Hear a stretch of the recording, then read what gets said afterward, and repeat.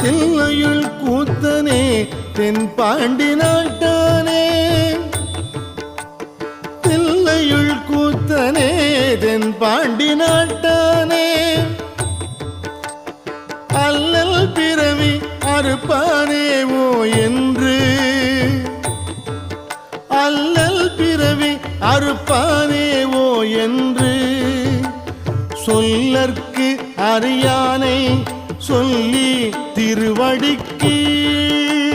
சொல்லற்கு அறியானை சொல்லி திருவடிக்கு சொல்லிய பாட்டின் பொருள் உணர்ந்து சொல்லுவார் சொல்லிய பாட்டின் பொருள் உணர்ந்து சொல்லுவார் செல்வர் சிவபுரத்தின் உள்ளார் செல்வர் சிவபுரத்தின் உள்ளார் சிவனடிக்கு